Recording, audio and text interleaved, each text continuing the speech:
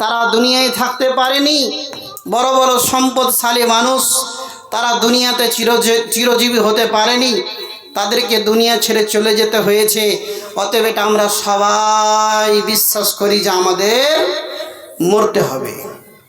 আল্লাহ তাআলা মরণ এবং জীবনকে কেন সৃষ্টি করেছেন শুনে নেন। আমার আল্লাহ তাআলা বলেন, আল্লাযী খালাকাল মাউতা ওয়াল হায়াতা লিয়াবলুয়াকুম আইয়ুকুম আহসানু আমালা। আল্লাহ তাআলা বলছেন, আমি আল্লাহ মানুষের মরণ এবং জীবনকে এই জন্যই সৃষ্টি করেছি। আমি আল্লাহ মানুষের মরণ এবং জীবনটাকে এই জন্যই বানিয়েছি। আল্লাহ তাআলা বলছেন, যাতে করে আমি আল্লাহ তোমাদের আমল কে বেশি ভালো করেছো দুনিয়াতে এটা পরীক্ষা করার জন্যই আমি আল্লাহ মরণ এবং জীবন বানিয়েছি। আল্লাযী খালাকাল মাউতা ওয়াল হায়াতা লিয়াবলুয়াকুম আইয়ুকুম আহসানু আমালা। আহসানু আমালা মানে কে উত্তম আমল করেছে, দুনিয়ার জীবনে কার আমলটি বেশি ভালো হয়েছে, কার আমলটি উত্তম, এটা আমি আল্লাহ পরীক্ষা করার জন্যই তোমাদের মরণ এবং জীবনটাকে বানিয়েছি। আমি আল্লাহ তোমাদের মরণের কথা আগে বলে দিয়েছি যে তোমাদের মরতে হবে, একদিন মরণ হবেই হবে। আল্লাহ তারপরে জীবনের কথা বলছেন, আল্লাযী খালাকাল মাউতা ওয়াল হায়াতা, সর্বপ্রথম মরণের কথা বলছেন। আমি আল্লাহ মরণকে সৃষ্টি করেছি, তারপরে আল্লাহ তাআলা বলছেন জীবনকে সৃষ্টি করেছি। অর্থাৎ বান্দা বান্দিরে এটা সব সময় মাথায় রাখবে যে তোমার মরণটা আল্লাহ আগেই লিখে রেখেছেন, তারপরে তোমাকে জীবন দিয়ে দুনিয়ার জমিনে প্রেরণ করেছেন। আর আল্লাহ তাআলা কাকে কখন কোন সময় কোন জায়গায় মরণ দেবেন এটা পৃথিবীর কেউ আমরা বলতে পারি না। অথচ আমরা দুনিয়ার জমিনে যখন চলাফেরা করি তখন আমরা ভুলেই যাই যে আমাদেরকে মরতে হবে, এই পৃথিবী ছেড়ে চলে যেতে হবে, এই দুনিয়া চিরস্থায়ী নয়, এটা যেন আমরা ভুলেই যাই। যদি ভুলে না যেতাম তাহলে কি বেনামাজি থাকতে পারতাম? যদি না ভুলে যেতাম তাহলে কি সুদখোর হয়ে জীবন কাটাতে পারতাম? যদি ভুলে না যেতাম তাহলে কি মদখোর হয়ে জীবনটাকে অতিবাহিত করতে পারতাম? যদি ভুলে না যেতাম তাহলে কি আমি 2 নম্বরি ইনকাম করে, হারাম ইনকাম করে রুজি রুটি আমি আপনার নিজের ছেলে মেয়েকে খাওয়াতে পারতাম? আসলে আমরা মরণকে ভুলে যাই। আমরা মনে করি অনেক দিন বাঁচবো, এখন কি বয়স হয়েছে। কিন্তু ভাইরা আমার, আপনার সামনে আপনার অনেক ছোট ছোট ছেলেরা, মেয়েরা, যুবক ভাইরা, অনেক বাবা দেখবেন বেঁচে আছে, অনেক বৃদ্ধ মা আমার বেঁচে আছে, সন্তান সন্ততি আগেই দুনিয়া ছেড়ে চলে গেছেন। আল্লাহ পাক রব্বুল আলামিন বলেন, ওয়ালিকুল্লি উম্মাতিন জাআলনা মানসাকান। আল্লাহ পাক রব্বুল আলামিন বলছেন, ওয়ালিকুল্লি উম্মাতিন জাআলনা মানসাকান। আমি আল্লাহ প্রত্যেকটা উম্মতের জন্য, প্রত্যেকটা জীবের জন্য, প্রত্যেকটা আত্মার জন্য একটা নির্দিষ্ট সময় করে দিয়েছি। ওই নির্দিষ্ট সময় তাকে মৃত্যুবরণ করতে হবে। লা ইস্তাখিরুনা সাতান ওয়ালা ইস্তাকদিমুন। সেই সময় যখন নির্ধারণ হয়ে যাবে, সময় যখন চলে আসবে, 1 সেকেন্ড আগেও হবে না, 1 সেকেন্ড পরেও হবে না।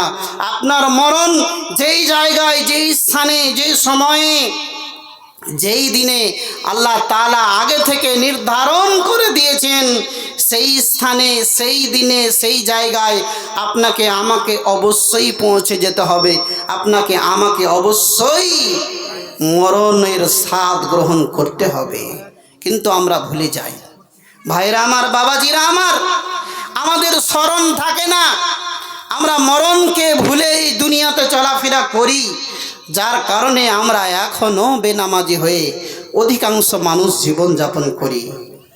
আল্লাহ তাআলা আমাদের চোখের সামনে আমরা আমাদের নিজ হাতে নিজের মাকে, নিজের বাবাকে, নিজের ভাইকে, নিজের আত্মীয় স্বজনকে আমরা মাটি দিয়ে আসি, অথচ আমরা নিজের মরণটাকে ভুলে থাকি যে আমাকেও একদিন এই জায়গায় আসতে হবে, আমাকেও দুনিয়া ছেড়ে চলে যেতে হবে। এটা আমরা ভুলেই চলি। আল্লাহ পাক রব্বুল আলামিন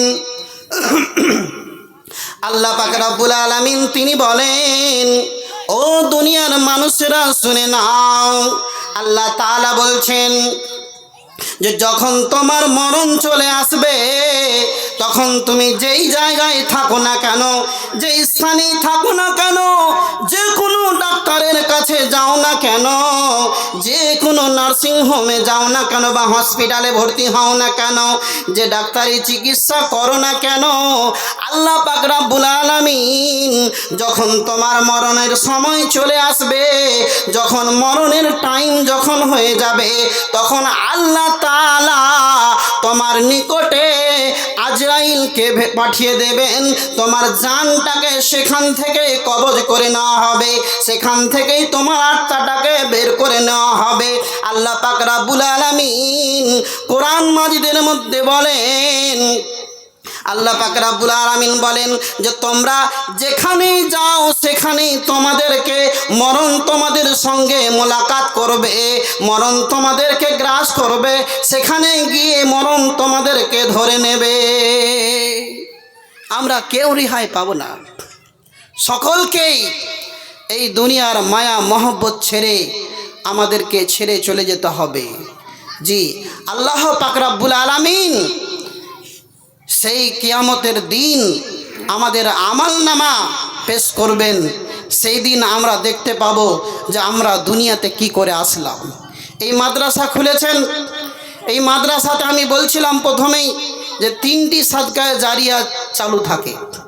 যেমন মানুষের যখন মরণ হয় তখন 3টি আমল জারি থাকে। আল্লাহ রসুল সাল্লাল্লাহু আলাইহি সাল্লাম তিনি বলেন, ইজা মাতাল ইনসান, যখন কোনো মানুষ মারা যায়, ইয়ানকাতাহু আমালহু, তখন তার আমল বন্ধ হয়ে যায়, তার আমলের তার কেটে যায়, আমলের রাস্তা কেটে যায়। ইল্লা সালাসা, শুধুমাত্র 3টি রাস্তা তার চালু থাকে, 3টি পথ চালু থাকে। 3 ধরনের আমল মরণের পরেও মানুষ পেতে থাকে। সেই 3 ধরনের আমল কি? 1 নম্বর হলো, আল্লাহ নবী বলেন, ওয়ালাদুন সালিহুন ইয়াদউ লাহু, ওই নেক সন্তান, ওই সুসন্তান, ওই নেককার ছেলে মেয়ে যে তার বাবা মার জন্য দোয়া করে। ওই রকম ছেলে যদি আপনি এইরকম মাদ্রাসায়, নিজামিয়া মাদ্রাসায়, দিনী শিক্ষার প্রতিষ্ঠানে যদি পড়ান, তাহলে আপনার ছেলে মেয়ে আপনার জন্য দোয়া করতে পারবে। আপনাকে ভাড়াটিয়া মৌলবি লাগবে না, সেই ছেলে মেয়ে আপনার জন্য দোয়া করবে, রব্বির হামহুমা কামা রব্বায়ানি সগীরা। রব্বুল আলামিন, তুমি আমার পিতা মাতার প্রতি সেই রকম রহম করো, দয়া করো, যেমন তারা বাল্যকালে আমার প্রতি যেমন তারা যত্নশীল ছিল, যেভাবে আমাকে লালন পালন করেছিল, আমার প্রতি যেমন তারা রহম করেছিল, দয়া করেছিল। আল্লাহ গো, তুমি আমার পিতা মাতার প্রতি সেই রকম ভাবে দয়া করো। পিতা মাতার জন্য ছেলে নামাজ পড়বে, কোরআন তেলাওয়াত করবে, আল্লাহর কাছে দোয়া করবে, ওই দোয়া আপনি পেতে থাকবেন। আপনি কবরে শুয়ে শুয়েও সেই ছেলে মেয়ের দোয়া আপনি পেতে থাকবেন, মরণের পরেও নেকি আপনার জারি থাকবে। তারপরে 2 নম্বর কি? 2 নম্বর হলো সাদাকাতুন জারিয়াতুন, ওই সাদকা, যে সাদকা জারি থাকে, ওই রকম আপনি সাদকা, ওই রকম দান মাদ্রাসাতে করলেন, আপনি মনে করুন, বা মসজিদে করলেন, যে আপনার মসজিদে আপনি ফ্যান দিলেন, বা মাদ্রাসায় আপনি ফ্যান দিলেন, বেঞ্চ দিলেন, ঘর বানিয়ে দিলেন, ইট দিলেন, সিমেন্ট দিলেন। যতদিন পর্যন্ত মাদ্রাসা চলতে থাকবে, ততদিন পর্যন্ত আপনি কবরে শুয়ে শুয়ে শুয়ে শুয়ে নেকি পেতে থাকবেন। তাহলে 2 নম্বরটাও আপনার এইরকম দিনী প্রতিষ্ঠানের সঙ্গে যুক্ত রয়েছে। 3 নম্বর কি, ইলমুন ইয়ানফাউলাহু, ওই রকম ইলম, ওই রকম বিদ্যা, ওই রকম শিক্ষা, যে শিক্ষা মানুষের উপকারে আসে, যে শিক্ষা মানুষের উপকার করে, যে শিক্ষা মানুষকে জাহান্নাম থেকে বাঁচিয়ে নিয়ে যায়, যে শিক্ষা মানুষকে আল্লাহকে চিনতে শেখায়, যে শিক্ষার মাধ্যমে একজন ছেলে মেয়ে নামাজি হতে পারে, একজন ছেলে মেয়ে নামাজ শিখতে পারে, রোজা শিখতে পারে, কিভাবে হজ করবে, হজের নিয়ম নীতিগুলো শিখতে পারে, যে শিক্ষা শেখার পরে অন্যকেও শিখাতে পারে, কোরআনের শিক্ষা দিতে পারে। আল্লাহ পাক রব্বুল আলামিনের নবী বলছেন, এই 3 ধরনের আমল দুনিয়ার জমিনে যতদিন চলতে থাকবে, আপনি যদি সেই আমলগুলো করে রাখার মতো যদি আপনার ছেলে মেয়েকে বানিয়ে যান, ওই রকম শিক্ষা দিয়ে যান, এই রকম দিনী প্রতিষ্ঠান যদি বানিয়ে যান, তাহলে কিয়ামত পর্যন্ত আপনি নেকি পেতেই থাকবেন, পেতেই থাকবেন, নেকি আপনার বন্ধ হবে না। তাহলে কত সুন্দর সুযোগ রয়েছে আমাদের জন্য, কিন্তু আমরা আমাদের ছেলে মেয়েকে এই রকম প্রতিষ্ঠানে পড়ানোর আমরা আগ্রহী নই। এই রকম দিনী শিক্ষা প্রতিষ্ঠানে আমরা চাই না যে আমাদের ছেলে মেয়েটা পড়ুক, সে একজন ভালো আলেম হোক, সে আমার জন্য দোয়া করবে, সে নিজেকে প্রতিষ্ঠিত করবে, নিজেকে দুনিয়ার সমস্ত রকমের ফিতনা থেকে হেফাজতে রাখবে, এবং সে বৃদ্ধ অবস্থাতে আমার দেখাশোনা করবে, মরার পরে আমার জন্য দোয়া করবে। এই রকম আমরা আমাদের ছেলে মেয়ের জন্য কল্যাণ চাই না। যার কারণে আমরা দিনী শিক্ষা থেকে, এই আপনার মাদ্রাসার শিক্ষা থেকে, কোরআন এবং হাদিসের শিক্ষা থেকে আমরা আমাদের ছেলে মেয়েকে অনেক দূরে রেখেছি, অনেক দূরে রেখেছি। জি, ভালো ভালো ছেলেরা মেয়েরা, যাদের ব্রেন ভালো, যারা পড়তে পারবে, যাদের মগজ আছে, ওই সমস্ত ছেলে মেয়েদেরকে আমরা দিই না। দিছি কোনটাকে, যেটা একবারে শেষ, যেটা আর চলবে না অন্য জায়গায়, ওটা এখানে এসে ফেলে দিচ্ছে যে সারা পড়াশোনা করতে পারিস না পারিস, খেয়ে দেয়, বড় তো হবি। এইরকম অবস্থা। জি, অনেক ছাত্র ছাত্রীর অবস্থা এরকম যে খেয়ে তো কোন রকম বড় হবি, যা পড়তে পারিস আর না পারিস, যদি কোন রকম ভাঙাচোরা মৌলবি হোস তাহলে সংসার তোর চলে যাবে, কোন রকম চলে যাবে। আর আমরা ভালো ভালো ব্রিলিয়ান্ট ছেলেগুলোকে মনে করি একে ডাক্তার বানাবো। ভাইরা আমার, বাবাজিরা আমার, ডাক্তার বানালেন, বানিয়ে আপনার ছেলেটা প্রতিষ্ঠিত হলো, এটা ঠিক। আপনার ছেলেটা ডক্টর হলো, একজন সে প্রতিষ্ঠিত হলো, অর্থাৎ নিজে ভালো ইনকাম করলো, নিজের বিবি বাচ্চাকে ভালো খাওয়াতে পারবে, পড়াতে পারবে, ভালোভাবে জীবন যাপন করতে পারবে। কিন্তু তার দ্বারা দিয়ে সমাজের কিছু লাভ হবে? যদি সে লাভ করতে চায় তাহলে হবে, কিন্তু এরকম লাভ করার চেষ্টা করে, সে তো চায় যে যে করে হোক লুটে পুটে খেতে হবে। একটা অপারেশনের বিল যদি 5,000 হয়, তো ডাক্তার কবে 25,000 লাগবে, তোর জমি জায়গা ভিটা বাটি বিক্রি হয়ে যাক তাও ভালো, আমার দরকার নেই, আমার 25-30 হাজার টাকাই লাগবে। যে ডাক্তারদের নীতি আছে না নেই? সবার কথা বলছি না, কিন্তু অধিকাংশ। আপনি নার্সিংহোমগুলোতে যাবেন, নর্মালে যদি বাচ্চা হয় তবুও বলবে বাচ্চাটা নারীর সঙ্গে লেপটিয়ে গেছে। জি, একে নর্মাল করা যাবে না, না তো পায়খানা করে দিয়েছে পেটের মধ্যে। আগেকার মা বোনদের নর্মালে বাচ্চা হতো না, 95% বাচ্চা হয়েছে আপনার করোনার সময়, যে সময়তে হাসপাতালে রুগী ভয়ে যাচ্ছিল না যে কে জানি গেলেই হয়তো করোনার ইঞ্জেকশন দিয়ে মেরে ফেলবে। যার কারণে 95% বাচ্চা বাড়িতেই ডেলিভারি হয়েছে নর্মাল আপনার 2019-20 কিন্তু আপনার দেখুন, যেমন আবার করোনা গেল, মানুষ হাসপাতালের একবারে দরাদরি করে যায়, আর অধিকাংশ বাচ্চাকে কেটে বের করে দেওয়া হয় সিজার, যাতে করে সালা 3টার পর আর 4টা আনা দিতে পারিস। এটা একটা বড় কৌশল, বড় ধান্দা চলছে। একটা একদিকে তো ইনকামের ধান্দা, দ্বিতীয়ত কিভাবে আপনার জনসংখ্যা কমানো যায়, এটার একটা বড় চক্রান্ত চলছে। যেই হোক আমার ভাইরা আমার, বাবাজিরা আমার, যেটা আমি বলছিলাম যে এই দিনই শিক্ষা প্রতিষ্ঠানে পড়ালে আপনি সাদকায়ে জারিয়া হিসাবে আপনার নেকি চলতে থাকবে। অন্য অন্য প্রতিষ্ঠানে বা অন্য অন্য পেশায় আপনার ছেলে প্রতিষ্ঠিত হতে পারে, সে মাস্টার হয়ে নিজেকে প্রতিষ্ঠিত করতে পারে, ডক্টর হয়ে নিজেকে প্রতিষ্ঠিত করতে পারে, সে আপনার আর অন্য কোনো আপনার ডিপার্টমেন্টে গিয়ে সে নিজেকে প্রতিষ্ঠিত করতে পারে, কিন্তু তার দ্বারাই সমাজের সেরকম কোনো কল্যাণ হয় না।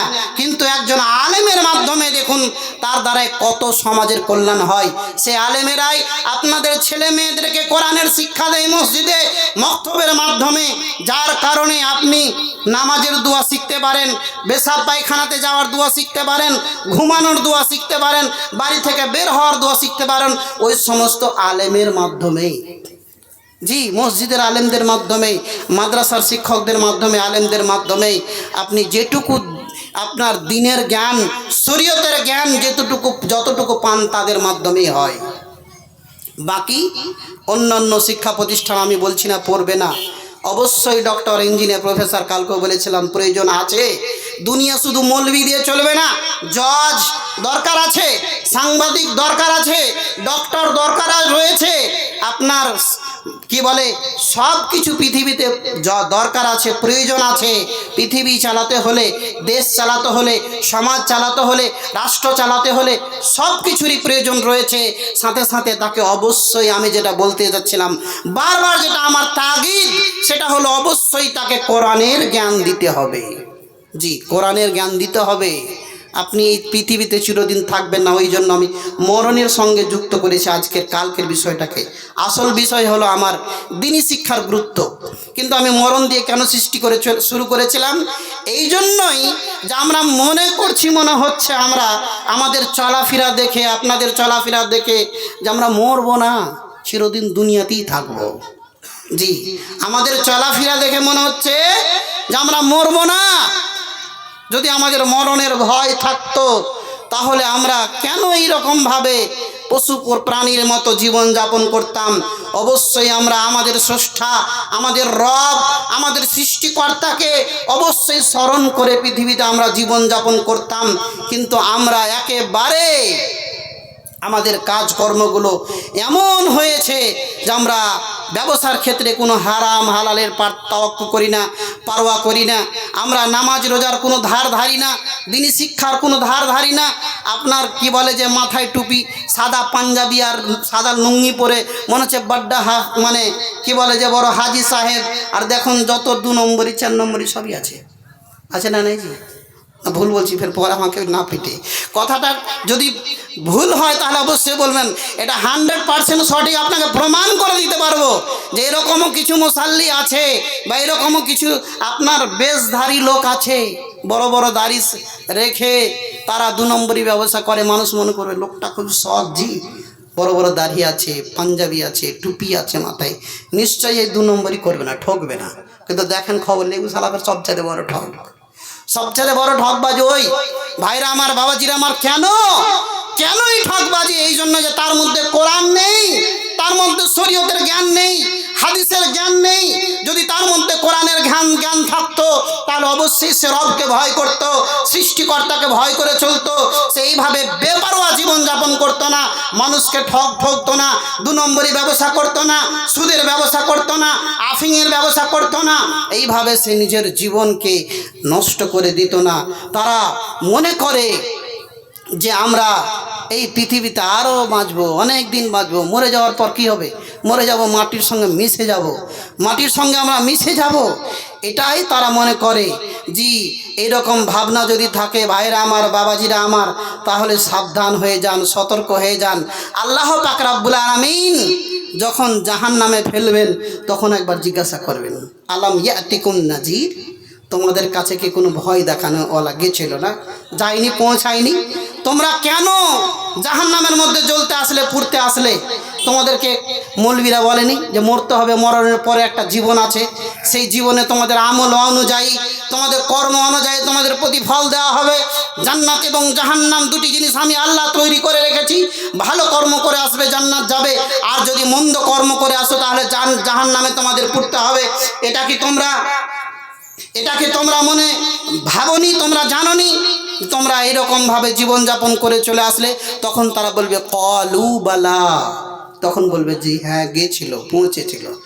মৌলভী আব্দুল সামাদ সাহেব তো অনেক বলেছিল, মৌলভী সালাউদ্দিন তো অনেক বলেছিল, কিন্তু আমরা সেগুলোকে বিশ্বাসই করিনি। তখন বলবে ক্বালু বালা ক্বাদ জানা নাযীর, তখন তারা বলবে জি হ্যাঁ, আমাদের কাছে ভয় দেখানোওয়ালা গিয়েছিল।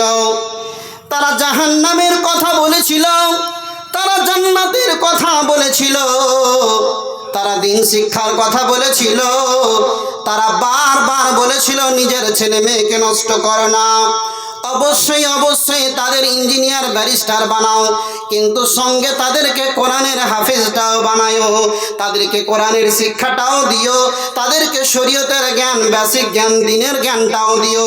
তারা বলেছিল, তারা আমাদেরকে জাহান্নামের ভয় দেখিয়েছিল, কিন্তু আমরা তাদেরকে বিশ্বাস করিনি। ক্বালু বালা ক্বাদ জানা নাযীর ফাকাজ্জাবনা ওয়া কুননা মা নাযালাল্লাহু মিন শাইইন ইন আনতুম ফি দালালিন কাবীর। আমরা বলেছিলাম, তাদেরকে আমরা বিশ্বাস করিনি, আমরা মিথ্যা মনে করেছিলাম, এবং তাদেরকে আমরা বরং পথভ্রষ্ট মনে করেছিলাম, তাদেরকে আমরা বড় পথভ্রষ্ট মনে করেছিলাম যে তোমরা এই মাদ্রাসায় শিক্ষা অর্জন করে, তোমরা আলেম হয়ে, মৌলবি হয়ে, তোমরা মাওলানা হয়ে মানুষের দ্বারে দ্বারে ফকিরের মতো, ভিক্ষার মতো তোমরা চেয়ে বেড়াও, এইভাবে তোমাদের জীবনটাকে পার করতে হয়।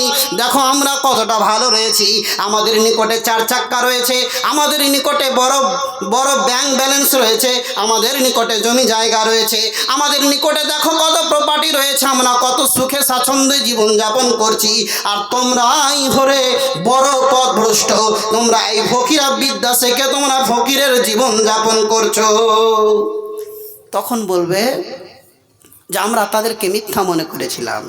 জি, তারপরে আফসোস করে বলবে, আফসোস করবে, হায় আল্লাহ, হায় আফসোস, যদি আমরা আলেম ওলামাদের কথা শুনতাম, যদি আলেমদের কথা শুনে জীবনটাকে কাটাতাম, যদি এরকম বেপরোয়া হয়ে শরীয়ত বিরোধী কাজ যদি আমরা না করতাম, অশ্লীলতা, বেহায়াপনাতে আর বিভিন্ন রকমের শরীয়ত বিরোধী আপনার কলহ, দ্বন্দ্ব, বিবাদ, হিংসা, এগুলোর মাধ্যমে যদি জীবনযাপন না করতাম, তাহলে আজকে আমাদেরকে এই জায়গাতে পৌঁছাতে হতো না।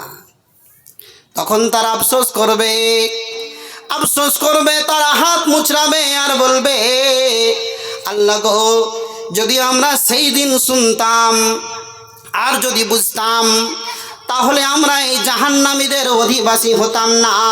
আজকে আমাদেরকে এই জাহান্নামীদের সঙ্গী হতে হয়েছে, জাহান্নামে আমাদেরকে পড়তে হচ্ছে। ক্বালু বালা ক্বাদ জানা নাযীর ফাকাজ্জাবনা ওয়া কুননা মা নাযালাল্লাহু মিন শাইইন ইন আনতুম ইল্লা ফি দালালিন কাবীর। তারপরে আল্লাহ পাক রব্বুল আলামিন বলেন, ক্বালু, তখন তারা বলবে, যদি আমরা কি করতাম, বুঝতাম এবং যদি আমরা আমল করতাম, তাহলে আজকে আমাদের এই অবস্থা হয়ে যেত না। তারা ওই সময়তে আফসোস করবে, কিন্তু সেই সময় আফসোস করে হবে? তখন আপনি নিষ্কৃতি পাবেন, তখন আপনাকে বাঁচানেওয়ালা কেউ হবে? কেউ বাঁচানেওয়ালা থাকবে না। নিজের ছেলে, নিজের মেয়ে, নিজের বাবা, নিজের মা, কেউ কারো বোঝা উঠাবে না। সেদিন আপনার সবাই অসহায় থাকবে। ভাইরা আমার, বাবাজিরা আমার, তাই আমি আপনাদের কাছে এটাই নিবেদন করব যে অবশ্যই অবশ্যই আপনার কি করেন, যতদিন দুনিয়ার জমিনে থাকবেন ততদিন দিনের কাজ করে চলুন, ভালো কাজ করুন, শরীয়ত সম্মত কাজ করুন, এই মাদ্রাসার খেয়াল রাখুন, মসজিদগুলোর হেফাজত করুন, নামাজের মাধ্যমে জীবনটাকে কাটান, হারাম থেকে নিজেকে বাঁচিয়ে রাখুন, নিজের ছেলে মেয়েকে দিনী শিক্ষা দান করুন, 10 বছর পর্যন্ত তাকে দিনের বুনিয়াদি জ্ঞান, বেসিক জ্ঞান, প্রাথমিক জ্ঞান তাকে অবশ্যই দেন। এটা বাপ মায়ের জন্য জরুরি।